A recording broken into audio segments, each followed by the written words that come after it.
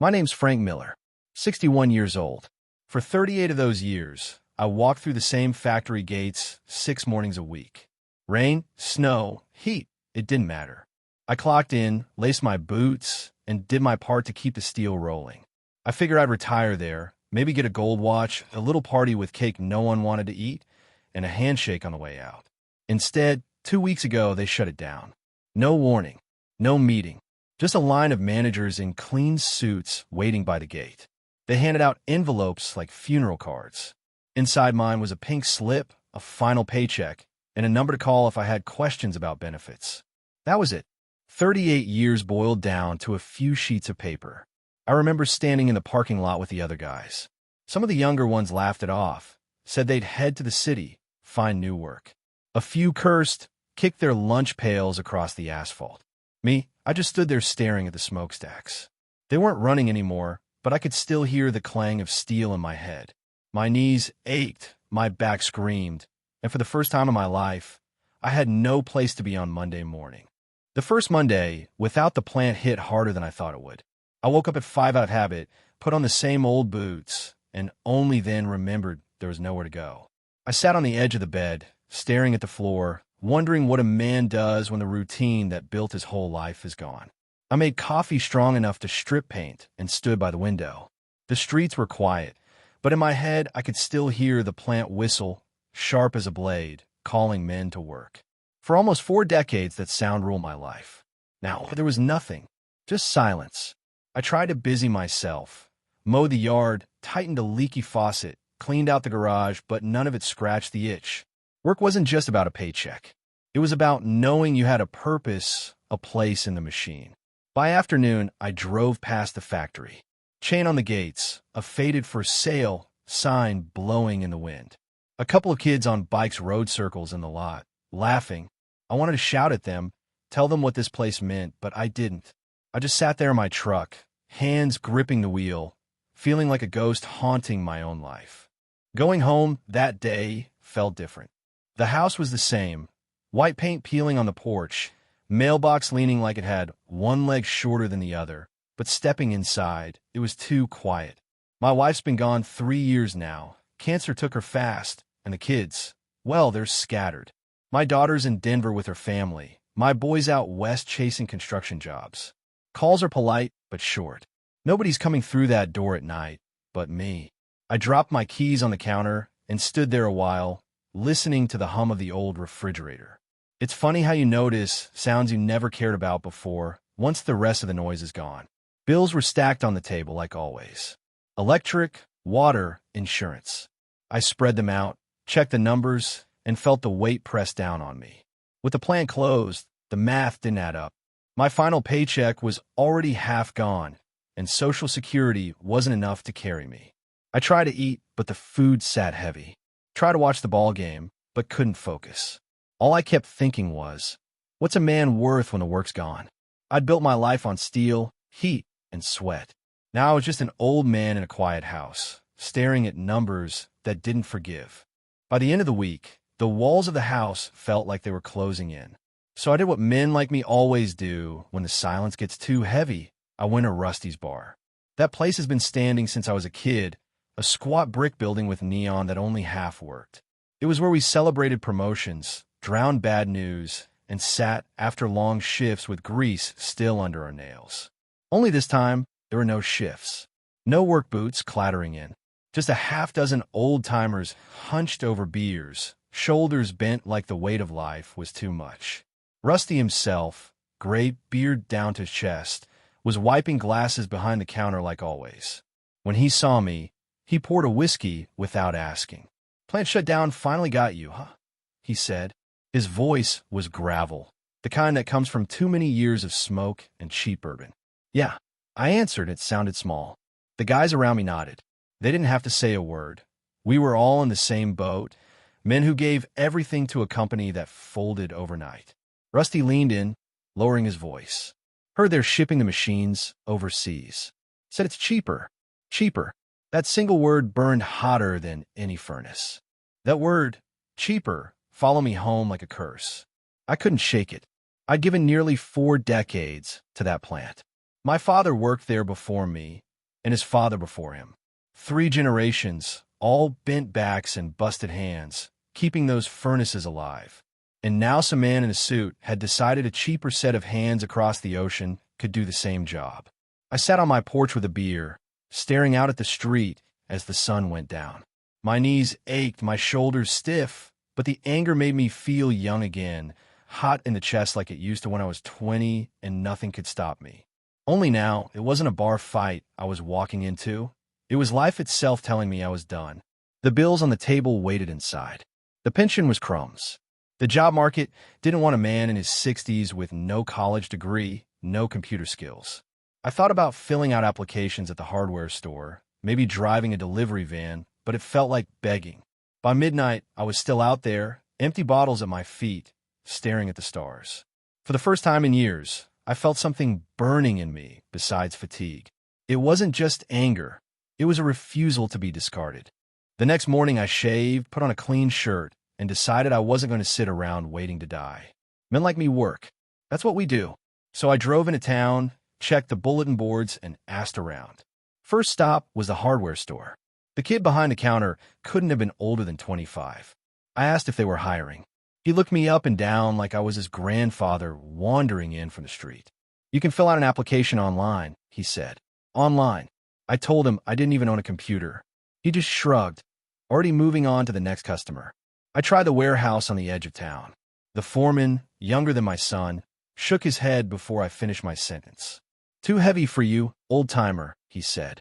He didn't even bother to look at my hands, scarred and strong from years of hauling steel. By noon I'd heard no, enough times to last me a lifetime. No pension worth a damn, no jobs, no future anybody was willing to hand me. I drove back home, sat at the kitchen table, and stared at the bills again. The silence pressed down harder than ever. For the first time, I thought maybe the plant hadn't just taken my job. Maybe it had taken the last piece of who I was. By the end of the week, I found myself back at Rusty's bar. I wasn't even thirsty. I just couldn't stand the 4 walls of my house closing in. Rusty gave me that same look he'd given 100 men before me. Men who'd lost wives, jobs, or battles with the bottle. He poured without a word. The place was fuller this time. Not young folks, not travelers. Just men like me. Old steel workers with grease still under their fingernails. Men who'd given their best years to a factory that now sat empty. They didn't come for the whiskey, not really. They came because it was the only place left where we still felt like part of something. Earl, who used to run the night shift furnace, sat beside me. His hands shook as he lifted his glass. My boy says I should try for disability, he muttered. Like I'm broken. Like I'm done. His eyes watered, but he wouldn't let the tears fall. Another guy, Pete, said he applied at a grocery store. They told him he was overqualified. We laughed, but it wasn't the good kind of laugh. Sitting there, I realized it wasn't just me. Every man in that room had been tossed aside like yesterday's scrap metal. And for the first time, I felt something new creeping in, solidarity. Maybe we were useless alone, but together, maybe we weren't finished yet. The talk at Rusty's that night was different. Usually it was just grumbling, stories about bad backs, worse bosses, and the way things used to be. But something in the air had shifted. Maybe it was the whiskey. Maybe it was the fact we all finally realized nobody was coming to save us. Pete slammed his glass down hard enough to rattle the counter. 35 years I gave that place. 35, and now I'm standing in line like some kid begging for work I could do in my sleep. Earl nodded, his voice quiet. They shipped everything overseas. Said it was cheaper. Cheaper than us. He stared at his scarred hands like they didn't belong to him anymore. I listened, the anger inside me building. For days I'd been carrying it alone, but hearing these men, the same voices that once echoed across the factory floor, it felt different. It wasn't just me. We were all burning from the same wound. I finally spoke. We can sit here and drink ourselves into the ground, or we can stand up. We built that plant. Our fathers built it before us. Maybe the company's gone, but that doesn't mean we're finished. The room went quiet. Rusty leaned on the bar, eyes sharp under his gray brows. What are you saying, Frank? I looked around at them, men beaten but not broken. I'm saying maybe it's time we remind them steel doesn't bend easy. For the first time in weeks, I saw heads nodding. Not in defeat, but in agreement. A spark. Small, but enough. The next few nights, Rusty's turned into more than a bar. It became a meeting hall. Men who hadn't stepped outside their homes since the shutdown started showing up. Word spread fast. Frank Miller was talking about doing something, and folks were hungry for a reason to get off their knees. We didn't have much of a plan at first. Just talk. Stories of busted backs, lost pensions, mortgages hanging by a thread. Every man carried the same weight. Years of sweat cashed out for nothing. Some wanted revenge, others wanted justice. Most just wanted to feel like they still mattered. I brought an old notebook, started jotting things down. Earl talked about a lawyer he knew who'd once helped with a union case. Pete mentioned a local reporter who used to write about the plant. Rusty said his cousin worked at City Hall. Little threads, but they were threads all the same. Look, I told them, standing at the end of the bar, we can't bring the plant back, but we can damn sure make noise loud enough they have to hear us. We're not scrap. We're men who built this town. If we don't stand for ourselves, nobody will. The room fell silent. Then Earl raised his glass. To steel, he said. To steel. The rest answered, voices rough but steady. For the first time since that gate slammed shut, I didn't feel like a ghost. I felt alive. A week later, we stood outside the factory gates again. This time, we weren't carrying lunch pails. We were carrying signs. Old plywood, cardboard, even the back of Earl's garage door, painted with words like respect the workers and 3 generations, tossed aside. It wasn't a big crowd. Maybe 30 of us, all older men with gray hair and stiff joints, but we looked bigger standing together. Passing cars honked, some folks waved, some just stared. The air smelled of rust and weeds instead of steel and smoke, but we made the place feel alive again. A local reporter showed up with a camera. Pete nearly tripped over himself trying to talk, his voice shaking, but when the mic turned to me, I kept it steady. We built this plant. We gave our lives. Now the company wants to erase us like we never mattered. We're here to say we won't be forgotten. The next day, our picture was on the front page of the county paper. Not big, not flashy, but there. A start. That night at Rusty's, the mood was different. Men who hadn't smiled in weeks lifted their glasses a little higher. Earl slapped me on the back and said, "Feels good to fight again." And he was right. It did. For the first time since the plant shut down, I felt like we weren't just waiting to die. We were standing up, even if our knees shook doing it. It didn't take long for pushback to come. 3 days after our story hit the paper, I got a letter in the mail. Company letterhead, clean and cold. It said our demonstrations were trespassing and any further action would lead to prosecution. Like we were criminals standing on the ground we'd built with our own hands. The next night, a black SUV idled across from Rusty's. Windows tinted, engine running, just sitting there while we met inside. Nobody got out, nobody came in, but we all noticed. Earl leaned toward me and muttered, "They're watching." Even the mayor weighed in. On the evening news, he called our protest unfortunate, said he understood our frustration, but warned against disturbing the local economy. Local economy. As if the economy hadn't already bled us dry. At Rusty's, the anger boiled. Pete slammed his fist on the table. We gave them everything, and now they're telling us to shut up, to sit quietly while they erase us. I let him vent, then spoke steady. That's what they want, us quiet. Forgotten. If we back down now, we're nothing more than the scrap they think we are. Rusty leaned across the bar, eyes sharp. So what's the next move, Frank? I looked around the room at every face, tired but burning. Next move is louder. If they want to shut us up, they're going to have to outshout us. 2 weeks later, the empty parking lot of the steel plant wasn't empty anymore. Word had spread farther than we ever thought it would. Men showed up who I hadn't seen in years. Retired foremen, welders who'd moved 3 counties over, even a few wives and grown kids carrying signs of their own. What started as 30 of us had grown to nearly 200. We lined the fence with banners that read, "We are the steel," and "Respect the hands that built this town." Pickup trucks lined the road, horns blaring as drivers passed.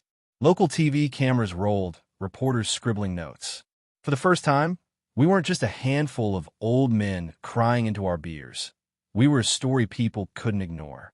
I took the megaphone, my voice echoing across the cracked asphalt.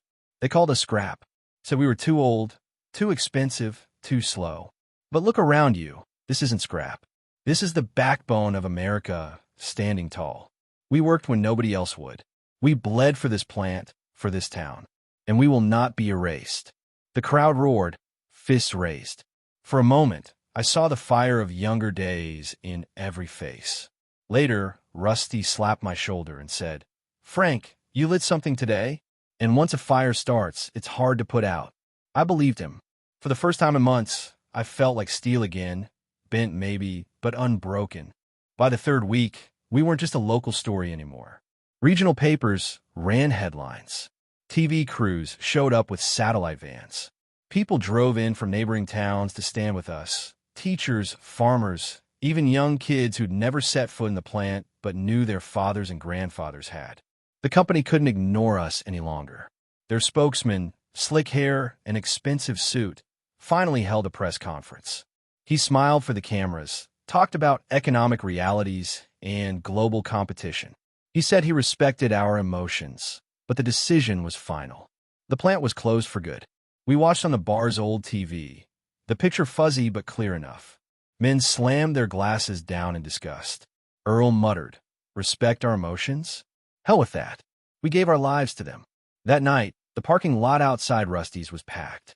More voices than ever, angry, determined. They weren't there for whiskey. They were there because something bigger than a paycheck had been taken from us, dignity. I stood up, feeling every eye on me. My knees ached, my voice cracked, but I said what was burning inside me. They think this is about money, but it's not. This is about respect. They can close the gates, ship the machines, shut us out, but they can't erase what we built. And we're not done building yet. The cheer that followed shook the walls. For the first time since the furnaces went cold, I believed it myself. A month after the first night at Rusty's, things looked different. The plant gates were still locked, the furnaces still cold, but we had built something new out of the ashes. With help from the lawyer Earl knew and a union rep from the city, we'd filed a case against the company. Maybe it would win, maybe it wouldn't. But it meant they couldn't just sweep us aside in silence. More than that, we started meeting twice a week, not at the bar but at the old community center. We weren't just drinking and complaining anymore, we were planning. Some guys talked about starting a small welding shop together, others about passing down skills to younger kids at the trade school. We'd lost the plant, but we hadn't lost who we were. One evening, I sat on my porch as the sun went down, listening to the crickets and the hum of the streetlights. For weeks, that silence had felt like a curse. Now it felt different. I wasn't alone in it anymore. I had my brothers from the line, men who understood what it meant to bleed for steel and stand tall even when the world tried to knock us down. I thought of my wife, gone 3 years, and how she used to tell me, "Frank, you're tougher than you think." I finally believed her. The plant was dead, but we weren't. Steel bends, steel rusts, but steel never truly breaks, and neither do we.